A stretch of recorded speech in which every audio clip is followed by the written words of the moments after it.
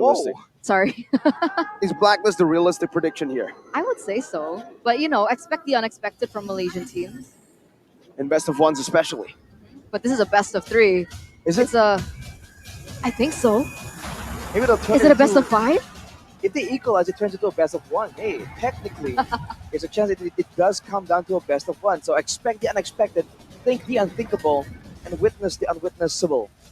One team will move forward and one team will have to say goodbye to MPLI 2023. Ladies and gentlemen, let's welcome you into the first game of this best of 3 series. The Malaysian Homebois versus the Filipino Blacklist International. Will the top 4 of MPLI 2023 just be MPLPH Season 12.5? Looking at the lanes right here, Warlord indeed is on that Grok, so it's Sorn on the Angela.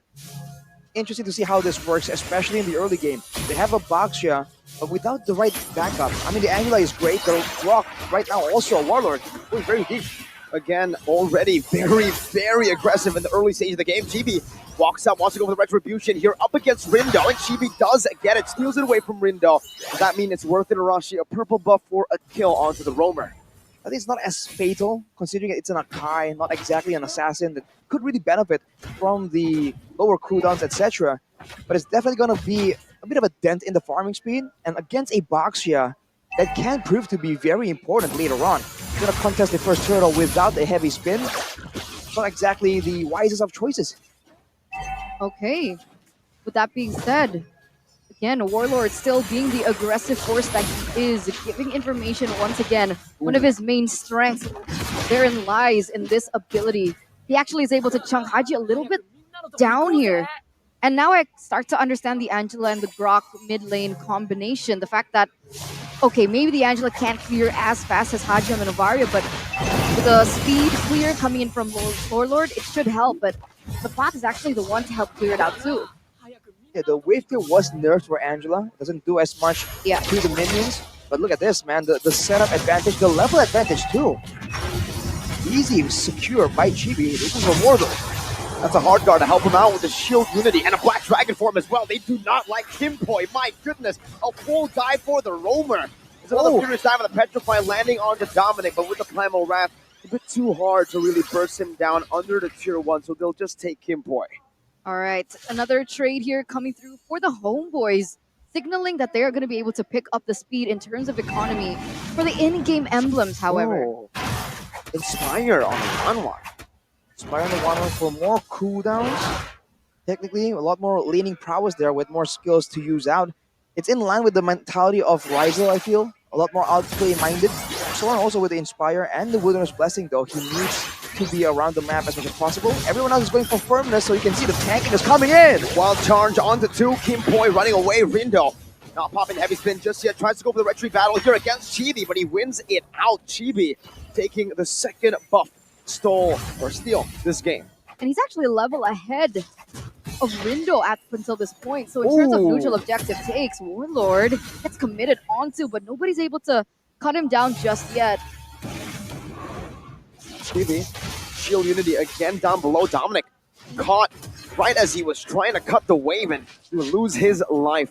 It's Homebois who gets another kill on the board, but somehow, some way, Blacklist are still holding onto the quality of the goal. I mean, look at that. Homebois only have a 476 gold lead right now. There's a farming difference right here, but consider for Blacklist though, whatever they're doing, Homebois have been able to counter. The wave cut was predicted. The roam top gets cancelled just because there's the Angela hard guard. The fact that 1-1 can outplay, can use a crossbow of Tang, and the hard guard can come in to ensure she survives long enough. This means that in the gold lane, even though you're susceptible to ganks, Homebois' gold lane right now is surprisingly, right, unexpectedly, quite immune to most of the ganks coming in from Blacklist, unless Kimpoi can make something crazy happen. He is level 5. He does have the Divine Judgment in his arsenal right now, but with the turtle already at half HP, doesn't look like Blacklist International want to go for a contest. It looks like this is a ADP happening here, just a little bit, with them not trying to go for a counter engage on the neutral objective, but instead looking for a counter play down bottom. Not able to find anything just for now. Kimpoi's really holding on to that Divine Judgment for the right time. he needs to find the right target as well. Because let's say, right, he finds, let's say even he gets Rizal. If the team can follow that up with more dives, the aggression turns into really good defense and cover for the 1-1. Say the wild charge to knock up the rest of the Blacklist members after Divine Judgment connects. That means there will be no follow-up. All right, with everyone grouping together here, expect a fight to break out, but on who? That's the real question. The Angela on the other side of the map, making use of the global presence. But Blacklist, like you mentioned, is in damage control. They know they don't really want to let Homeboy snowball. That is where they want to be. But Rindo is slowly but surely falling away in levels. 2 levels so far. Chibi might increase that gap to 3 levels, which means the neutral objective is even more difficult for Blacklist. They have to really, really be banking on that late game. Like, you can even tell from the goal differences here in the in-game equipment who's falling behind. And wait, what? Novaria with a 1,000 lead? Yeah. Because Okay, that makes sense. Yeah, Warlord is actually swapped to Roamer. This is what we like to see actually when the Angela gets picked up by Homeboys. It's Zorn on the Angela, and Warlord actually to shift over to the Roam. Usually it's always on Grok. Chibi though really doesn't like Rindo getting farmed. Going at it again for the third possible invade, and he gets it with the Retribution as the Turtle will spawn in 18 seconds. They will have it available for the turtle fight. That's the big concern, but Homeboys can very easily just go for a fight right now. Owl might not know that Sipat is just waiting in the wings. Very aggressive maneuvers by Owl there. The shield unity connects, and Owl definitely overextended. I thought he saw Subpot up there. Yes, he didn't. And Warlord now still being a huge pain. And Rindo's back. As the turtle gets taken, it might be uncontested. Blacklist just trying to get trades, but look at Homeboys making plays all across the map, not bringing everyone to the same area, trying to dominate the whole of the Land of Dawn at the same time. And it's not a problem because at any time, it's never a 1v1. Thorn can just hop in with the hard guard to make it a good backup from anyone who's being in a certain situation when they're in a bad spot, right? Even in this 1v1 that we see down bot with 1-1 and the Edith, at any time, Thorn can just hop in and help that lane out. And with that being said, Homeboys has been able to get really good control over these neutral objectives, the lanes as well as the matchups. As we take a look at the goal differences, once again, there's a certain distinction there. I think there's also a lot to look at in the EXP lane. It's going to be an important 1v1 situation. Oh, look at that! A full dive with a wild charge, a shield unity, everything in the kitchen sink, just throwing an Owl. Another Petrify with a furious dive as well. My goodness, a lethal dive to the back, and they only lose their Roamer. The timing on that, man. There was no real objective here to contest after the big fight. It's only going to be turrets, so I guess Blacklist just wasn't ready. I was bringing up the fact that Dominic is actually falling away in levels to Sapat, who has 3 kills, but also a lot of farm funnel towards him from the mid lane. So the longer the game goes, if Blacklist wants to play this macro game, Sapat has a lot to say there in the 1v1 or possibly 1v2 situations when he's contesting the far side of the map. But remember, it's only been 8 minutes. This is something that we saw when Blacklist was in a match against Rebellion Zion, where Rebellion Zion were able to pick up so many things in the early game and completely dominate that early game. But Blacklist International, with their mid and towards the late game power spike, they were able to regain control. With this composition, is it possible? I mean, they have the Novaria that definitely scales in the mid game, but what about the rest of the members on the team? The Edith and the Brody, the Bruno, sorry, they actually scale very well into the late game. The real concern is the Kaja, perhaps, because it's going to be very difficult to really find those pickups. And even then, you have to deal with the Warlord just standing in your face. And now Blacklist, Rindo tries to find something. Is he going to go for a steal? The wild charge, heavy spin used up by Rindo.